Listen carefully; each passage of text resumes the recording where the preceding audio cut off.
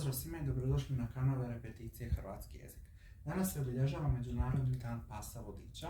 Inače, obilježava se svake godine u mjesecu travnju i to zadnje srijede.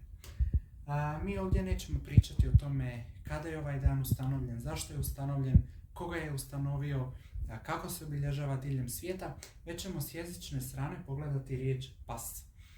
Kako glase njezini oblici i kako se pravilno upotrebljavaju, jer se često griješi pri uporabi oblika te riječi. Svi znamo da početni oblik riječi glasi pas, odnosno nominativ jednine. Međutim, već u genitivu jednine dolazi do problema. Dakle, nije pasa, nego je psa.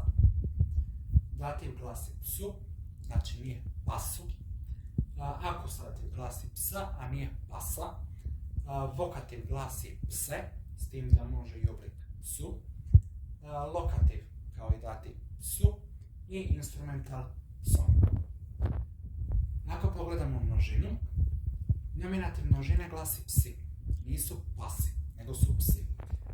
Genitiv množine je pasa, dativ je psima, akuzativ pse, vokativ psi, isključivo psi. Dakle, nema dvojnog oblika kao u jednini, iako rekao sam u jednini se daje prednost obliku pse.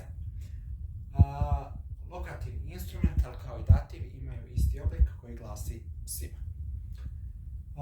Mislim da je tablica jasna i da sada neće biti problema u uporabi ove riječi. Evo ovdje su 3 rečenice u kojima je prazna crta i na nju treba napisati odgovarajući oblik riječi pas. Dakle, riječ je o različitim padežima, da se jednostavno samo provjeri vrlo kratko i jednostavno ona tablica koju smo prije vidjeli. Rješenje pogledajte u onim kratkim videozapisima, odnosno popularnim šorcevima, a također za više sadržaja zapratite Repeticije hrvatski jezik na YouTube kanalu na kojem upravo i gledate ovaj video. Subscribeajte se, odnosno na hrvatskom pretplatite se, označite onaj like, odnosno oznaku sviđa mi se. Također potražite Repeticije na Instagramu i na TikToku.